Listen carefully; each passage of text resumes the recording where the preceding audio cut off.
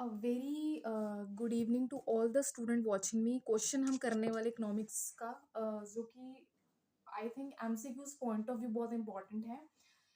मैं जिस अभी कुछ कर रही थी, मेरे हाथ में बहुत स्वेटिंग हुई क्योंकि गर्मी बहुत लग रही थी। फिर मुझे भूख बहुत लगती है पढ़ते टाइम पे। विचार बहुत सारे आते हैं कि इतना सारा कंटेंट दिमाग में है, क्या करूं, कैसे दिमाग में से निकालूं एक एक करके, ऐसे करके उसको थोड़ा सा यूज किया है समझाने के लिए। क्वेश्चन ध्यान से सुनिएगा। Philip curve show inverse relationship between two variable. जो फिलिप थे, हमारे इकोनॉमिस्ट कह लो, उनको ऑथर कह लो, प्रोफेसर कह लो, थियोरेटिकल एक्सपर्ट बोल लो, जो ये कह रहे हैं कि जब भी बेसिकली कर्व बनती है, कोई भी यहाँ से लेके यहाँ तक, वो हमेशा इनवर्स शो करेगी दो वेरिएबल्स के बीच में। वेरिएबल्स हमारे दो हैं। वेरिएबल्स को हम इमेजिन करके चलेंगे क्या होते हैं। मैं आपको एक केस सुनाती हूँ। बेसिकली हमारे पास बेसिकली सेकंड वाला केस है, जहाँ पे हमें ये देखना है कि एक फ्रंटियर है। फ्रंटियर समझ रहे हो, लद्दाख के एक फ्रंटियर है। एज अराउंड होगी 47। प्रोबेबिलिटी जितना मुझे रियल केस मैंने ढूंढा है, अप्लाई करने की बहुत ज्यादा कोशिश की है।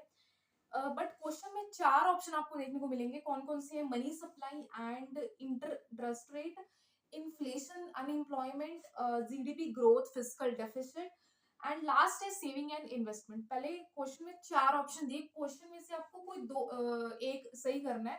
मैंने कल ये पढ़ा था, बेसिकली एक वीडियो में ये देखा था कि ये जो एनटीए है ये, और बेसिकली सीबीएसई, पहले सीबीएसई कंडक्ट करवाता था एनटीए यूजीसी वाले एग्जाम को। बट अभी एनटीए ने क्या किया है कि उसने आपका मेंटल लेवल चेक करना है। जिसे हम बोलते हैं असर्शन एनालिसिस लॉजिकल रीजनिंग, जब जितना मुझे याद है।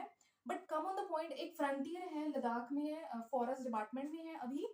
एंड उनके ऊपर काफी सारे बर्डन्स हैं। बर्डन्स फैमिली हो सकती है, यू नो, टू चिल्ड्रन है। चिल्ड्रन में हम एक डॉटर को इंक्लूड करेंगे, एक सन को इंक्लूड करेंगे, एक वो खुद है। अब होता क्या है बेसिकली, आइए चलते हैं। इन ये पर्सन जो बेसिकली ये है कि जस्ट वेट एंड वॉच। ये पर्सन जो है बहुत पैशनेट है फाइनेंस के अंदर, इकोनॉमिक्स के अंदर, बैंकिंग के अंदर, एस्ट्रोलॉजी के अंदर। गाइडर है, प्रोफेसर की क्वालिटीज हैं, एंड यू नो इंट्यूशनल बहुत है। बहुत अच्छे अच्छे टैलेंट है, बहुत ज्यादा। बट प्रॉब्लम ये है कि अभी जो इस पोस्टिंग पे है वो उस पे फोकस कर रहे हैं। मैंने आपको चार केसेस बताए थे। एक लोन वाली कंडीशन है, एक स्कूलिंग वाली कंडीशन, उनके खुद के सन की, एक वाइफ की एक्सपेक्टेशंस है घर में, ये होना चाहिए, वो होना चाहिए। और ये सब चीजों के कारण इतनी दूर जाना, वहां पे एक्सट्रीम टेम्परेचर होता है। आपको ये तो पता ही, लद्दाख में जितनी गर्मी यहाँ, इससे डबल ट्रिपल वहां पे होगी। आप चेक कर लेना, खुद चेक कर सकते हो। तो होता क्या है कि हेल्थ इशू आ जाते हैं। वो पर्सन कभी सिगरेट नहीं पीता था, सिगरेट पीने लग गया। दिन में अराउंड ऐसे घूमते घूमते, जैसे हमें भूख लगती है ना, क्रेविंग्स होती है, उसको वो चीज की क्रेविंग हो रही है। गुस्सा नहीं करता था, एंग्जाइटी नहीं होती थी, अकेले नहीं, अकेले बोलता नहीं था, बोलता नहीं है, बट गुस्सा थोड़ा होने लग गया क्योंकि ये चीज यहाँ से भी खराब हो रही है, यहाँ से भी खराब हो रही है। तो उसमें ये चीज पता लगी है। अभी मैं एक क्वेश्चन बोलूंगी, क्वेश्चन का एक ऑप्शन बोलूंगी, इन्फ्लेशन एंड एम्प्लॉयमेंट, और money supply and interest rate, saving and investment. इस केस के अंदर हमें ये देखने को मिलेगा बेसिकली कि उस पर्सन के अंदर जो जो उसके पैशन थे, एस्ट्रोलॉजी ले लो, guider, teacher, observer, finance expert, जो कि वो नेचुरली है, ठीक है। अब हुआ क्या था कि बेसिकली अभी वो कन्वर्ट हो गया नेगेटिव के अंदर। थोड़ा थोड़ा सीक्रेट में थोड़ा सा लाउड स्पोकन हो चुके हैं, एंग्शियस, डरा डरा रहता है बिकॉज ऑफ रीजन। जब मैंने एक साइड नेगेटिव बताई, मैंने एक साइड पॉजिटिव बताई। मैंने पॉजिटिव क्या क्या बताया पता चल गया, नेगेटिव क्या क्या बताया। अब बीच में जो रास्ता था, यहाँ से लेकिन यहाँ तक क्यों हुआ, अब इवन कि उसको आगे जाना चाहिए था, ग्रोथ करनी चाहिए थी, बट बीच में कुछ ऐसा हुआ कि वो नेगेटिव हो गया। प्रॉब्लम ये हुई, उसको पॉजिटिव होना चाहिए था। क्या हुआ बीच में, कहानी बताती हूँ। कि जब किसी पर्सन के माइंड पे बहुत सारा स्ट्रेस होता है ना, तो वो इन्फ्लेशन में चला जाता है, मतलब इन्वेस्टमेंट तो वो कर देता है। तो इसीलिए क्वेश्चन क्या कह रहा है, Philip curve show there is a inverse relationship. Inverse क्या होती है कि दोनों चीजें ऑपोजिट है। अगर एक हाई पे जा रही है तो दूसरी नीचे आएगी। There is a opposite relationship between the two variables.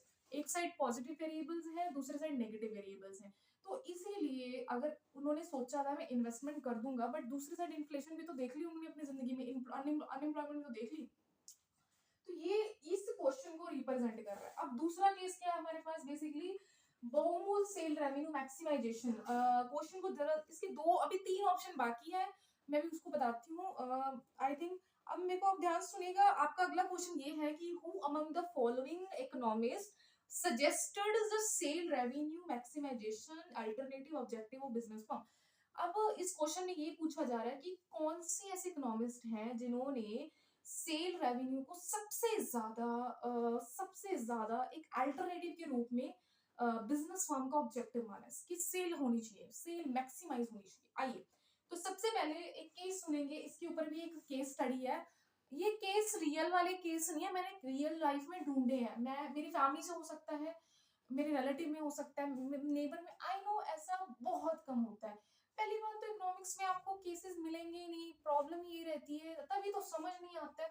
But कोशिश मैंने की थी समझने की, मुझे नहीं समझ आ रहा था।